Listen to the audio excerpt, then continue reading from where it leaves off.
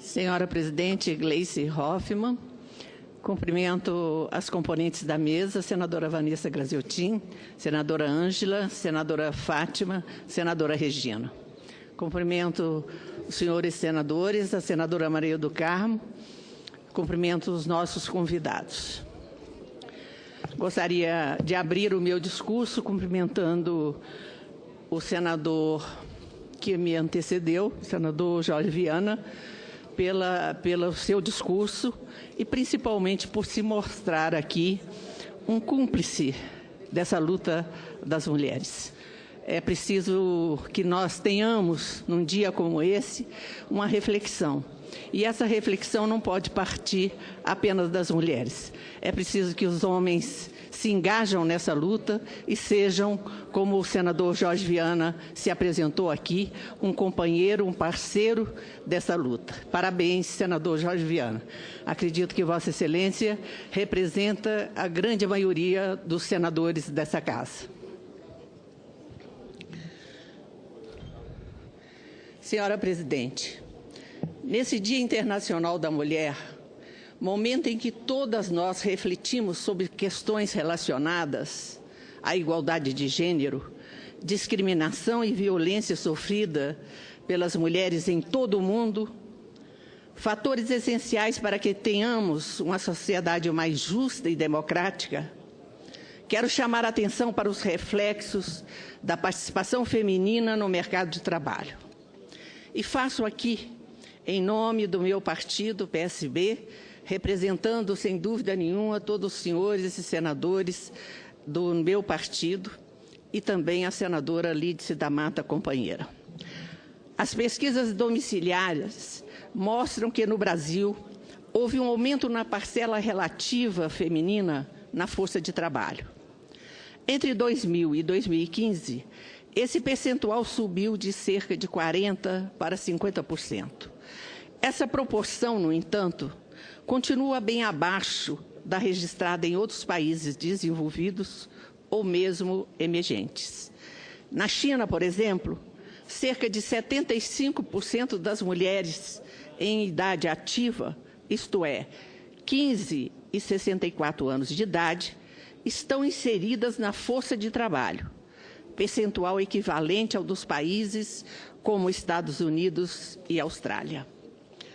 Outras constatações importantes, não apenas no Brasil, como em outros países, são a baixa presença de mulheres em cargos elevados da administração pública e privada, disparidade na remuneração entre homens e mulheres, participação mais concentrada das mulheres em setor de menor produtividade nas economias, níveis de desemprego entre as mulheres acima dos registrados entre os homens e recolocação no mercado de trabalho mais difícil para as mulheres que se encontram na situação de desempregadas.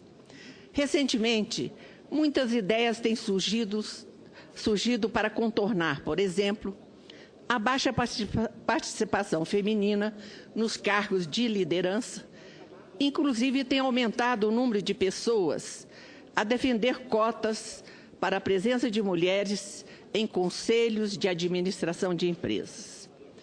Pessoalmente, acredito que este pode ser um caminho, mas acho que o mais importante seria a implementação de medidas que viesse desenhar políticas públicas que atuem sobre os elementos que inibem a presença das mulheres no mercado de trabalho ou mesmo em cargos de direção.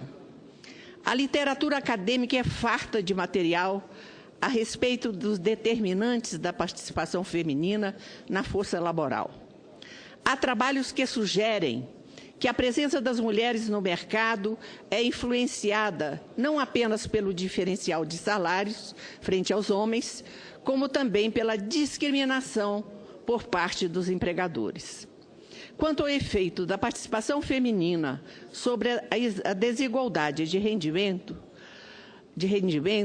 os resultados sugerem que, à medida que cresce a importância dos rendimentos do trabalho da mulher na família, há um aumento na contribuição para a desigualdade de renda domiciliar per capita.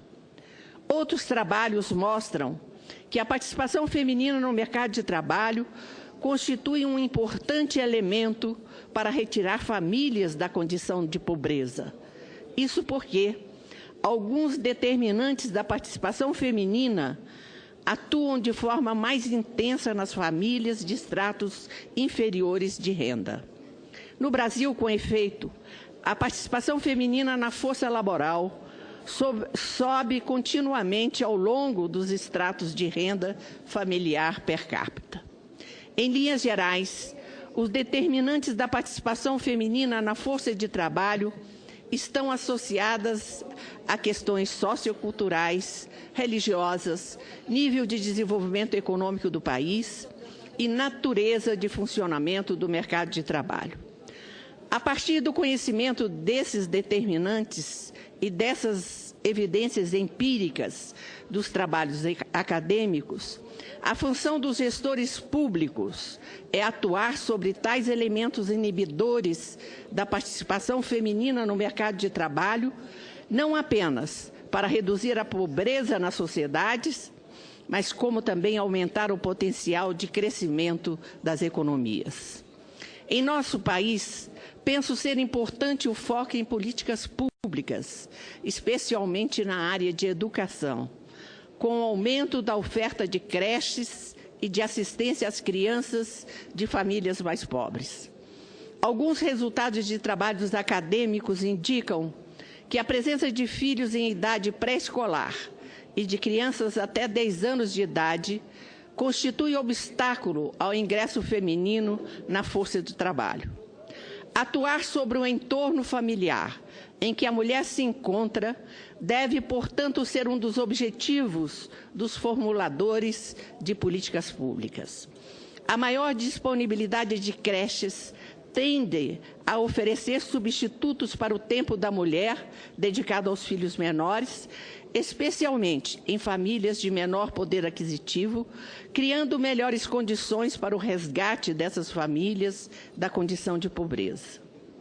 Senhores senadores, senhores convidados, neste Dia Internacional da Mulher, quis trazer uma reflexão sobre a necessidade de aumentarmos a presença feminina no mercado de trabalho no Brasil.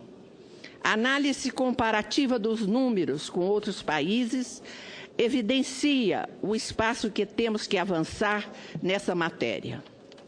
Aumentar o engajamento das mulheres no mercado de trabalho geraria múltiplos efeitos positivos para o nosso país. Propiciaria o aumento da oferta de trabalho na economia, contribuiria para reduzir a desigualdade de renda na sociedade e, o mais importante, aumentaria o senso de inclusão das mulheres em uma sociedade mais democrática e justa. E, para finalizar, quero citar Simone de Beauvoir.